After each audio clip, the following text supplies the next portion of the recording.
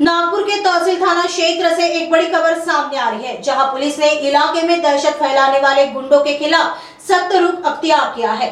बताया जा रहा है कि वैभव वाघेला, बाबू खान और सरवर नामक 3 बदमाशों ने एक युवक के साथ मारपीट की और उसे जान से मारने की धमकी दी। इन गुंडों का गुस्सा इस बात पर था कि पीड़ित के पिता ने उनके खिलाफ पुलिस में शिकायत क्यों दर्ज कराई।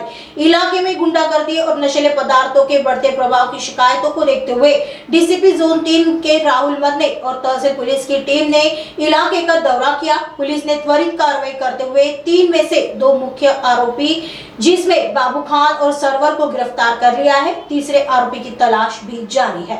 पुलिस ने नागरिकों को भरोसा दिलाया है कि किसी भी तरह की अवैध गतिविधि या गुंडागर्दी बर्दाश्त नहीं की जाएगी। उन्होंने जनता से अपील की है कि अगर कोई भी उन्हें डराता या धमकाता है तो वे तुरंत तहसील पुलिस को सूचित करें। फिलहाल पुलिस ने आरोपियों के खिलाफ आर्म्स एक्ट के तहत मामला दर्ज किया है।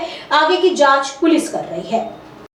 पोलीस स्टेशन तहसील येथे अपराध क्रमांक 872/25 कलम 296 115(1) 351(3) 35 सह कलम 425 आर्म ॲक्ट असा एक गुन्हा दाखल असून यामधील फिर्यादी हे त्यांच्या घराजवळ वावरत असताना यातील आरोपी नामे वैभव वाघेला, बाबू खान आणि सरवर अशा 3 गुंडांनी तुझ्या वडिलांनी माझ्या विरुद्ध तहसील पोलीस स्टेशनला तक्रार का दिली अशा कारणावरून त्याला हातबुक्कीने मारहाण केली, तसेच शस्त्राचा धाक दाखवून जीव मारण्याची धमकी दिली।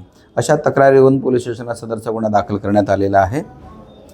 यातील जे फिर्यादी आहे त्यांची अशी तक्रार होती की सदर परिसरामध्ये वारंवार गुंडांचा वावर असतो आणि गुंडांच्या त्रासामुळे सदरचे नागरिक त्रस्त आहेत। त्याची तात्काळ दखल घेऊन आदरणीय DCP zone 3 Shri Rahul Madane sir, त्याचप्रमाणे आम्ही स्वतः आणि पोलीस स्टेशन तहसीलचा स्टाफ असा संपूर्ण त्या परिसराची पाहणी केली। लोकांना विश्वास दिलेला आहे की कोणताही गुंड त्यांना त्रास देत असेल किंवा त्यांना धमकावत असेल किंवा कोणतेही बेकायदेशीर कृत्य करत असेल तात्काळ पोलिसांना माहिती द्यावी असं आम्ही त्यांना सूचित केलेलं आहे। त्याचप्रमाणे त्यांनी दिलेल्या तक्रारीची तात्काळ दखल घेऊन यातील 2-3 आरोपीपैकी बाबू खान आणि सरवर अशा 2 आरोपींना आम्ही तात्काळ अटक केलेली आहे। तिसरा आरोपीसुद्धा आम्ही त्वरित अटक करीत आहोत आणि पुढील तपास PSI DB पथकाचे PSI रसूल शेख हे स्वतः करीत आहेत।